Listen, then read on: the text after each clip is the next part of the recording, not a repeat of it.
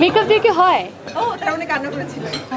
না, এটা খুবই আমার আমার আমি বলবো এই শাড়ি এবং এই লুকটা যদি আপনারা দেখেন, এই সিচুয়েশনটা যখন আপনারা দেখতে পারবেন, যখন হলে গিয়ে সিনেমাটা দেখবেন, this is my favourite scene. এবং আমি আসলে আমার মানে যতটুকু আমার মধ্যে সাধ্য ছিল, আমি সেইটুকু নিয়েই আসলে ওই দিন সেটে গিয়েছিলাম। দ্যাট এই সিনটা যদি ঠিকঠাক মতো না হয়, তাহলে আসলে এই ফিল্মটা কোনোভাবে ওয়ার্ক করবে না। মানুষ যদি সিনেমা হল থেকে বের হয়ে কোনো একটা সিনের কথা বলে থাকে, তাহলে হয়তো বা এই সিন নিয়েই বলবে। সো এটা ওই দিনের ছবি, এবং ছবিটা আমার খুবই পছন্দের। যদিও এটা পোস্টার জন্য তোলা হয়নি, বাট যখন আমি এই ছবিটা দেখেছি, আমি শঙ্কর ভাইয়াকে বলেছি দিস ইজ দ্য পোস্টার, এবং উনিও এটা এগ্রি করেছে। একেবারেই না, আমি যেটা বলেছি সেটা হচ্ছে আমি আসলে ভালো গল্পের সাথে থাকতে চাই।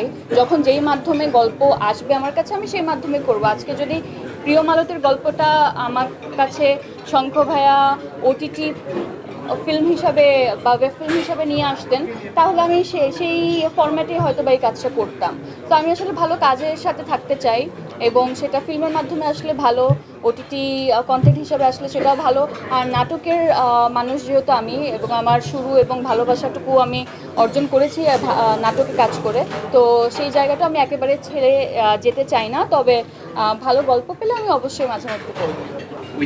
না, আমি এইটুকু মানে আমি কিভাবে তৈরি করে নিজে হয়েছি এবং আমাকে কারা কারা সহযোগিতা করেছেন, এটা নিয়ে তো বারবার হচ্ছে গিয়ে বলা হয়ে গেছে, নতুন করে আসলে বলার নাই।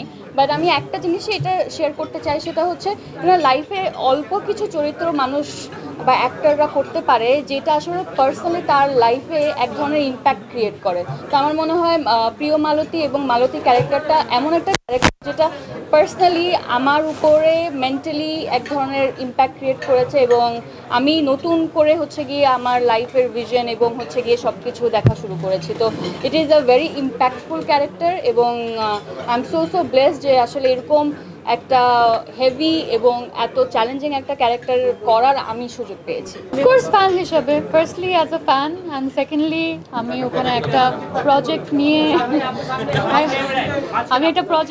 আমার ফিল্ম নিয়ে ওখানে গিয়েছিলাম। So I was an invited artist, তো সেই হিসাবেও ভেরি ডিফারেন্ট। আমি সবসময় শুনতাম মানে লঞ্চের জার্নিটা খুবই মজার হয়, এবং আমার নিজের কোনো এক্সপিরিয়েন্স ছিল না, বাট আমার কাছে খুবই ইন্টারেস্টিং লেগেছে। যদিও অনেক বেশি থাকতে পারি না, এবং যতক্ষণ ছিলাম ততক্ষণ ভোর পর্যন্ত আমরা শুটই করি, এবং তারপর অল্প কয়েক ঘন্টার পর আমরা ঢাকাতে নেমে যাই। But it was very interesting, এবং পরে আমরা একটা প্ল্যানও করেছিলাম দ্যাট আমরা এই জার্নিটা সবাই মিলে আমাদের ফুল টিম নিয়ে আরেকবার বরিশাল যাব এবং ব্যাক করব। কি এমন করা হচ্ছে? এই যে হোস্টিং করা হলো আজকে, একটু ইউনিক টাইপের কিছু একটা।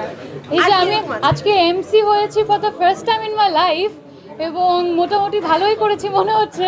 তো এই যে ফার্স্ট এমন একটা কাজ করলাম যেটা আগে কখনোই করিনি।